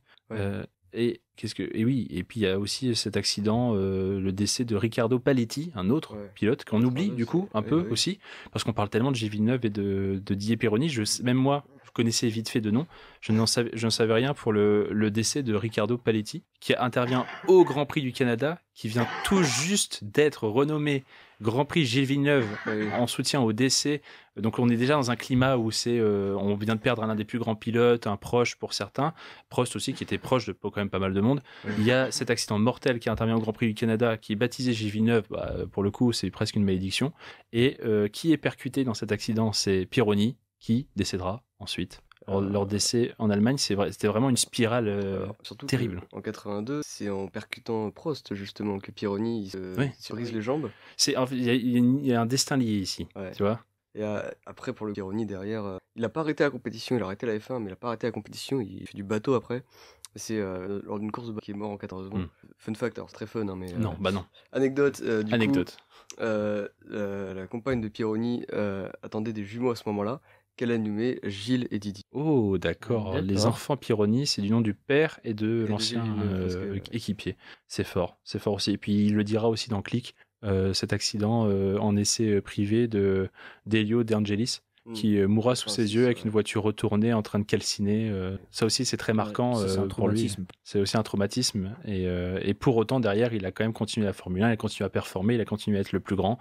On fait le bilan à l'arrivée de ce qu'est Alain Prost et ce que deviendra après Alain Prost, parce qu'on parle un tout petit peu de sa légence. Mais Alain Prost, au final, il aura donc 4 titres de champion du monde. Après 85 et le doublé en 86 qui se jouera au dernier Grand Prix. Là aussi, une rude bataille. Il sera sacré en 89 et en 93. Il partira à la retraite très simplement, très rapidement, entre 91 et 93, l'année 92. Ouais, avec 92, il se fait virer par Ferrari. Du coup, il y avait plus de place sur la grille pour lui en 92, à part dans des petites équipes qui jouaient le fond de tableau, donc il voulait pas revenir. 93, Williams a trouvé l'opportunité de le signer parce que ça reste quand même un très grand nom. Et il y avait une place. Il y avait une place qui se libérait avec le limogeage de Mansell parce qu'il demandait trop d'argent. Mais en 93, il veut pas continuer avec Williams. C'est à ce moment-là que McLaren lui propose de rouler pour 94 à la place de Senna qui est parti chez Williams. Il proposait un échange entre guillemets. Surtout que McLaren signe avec Peugeot à ce moment-là, donc avoir un Français qui court pour un motoriste français, ça peut être sympa.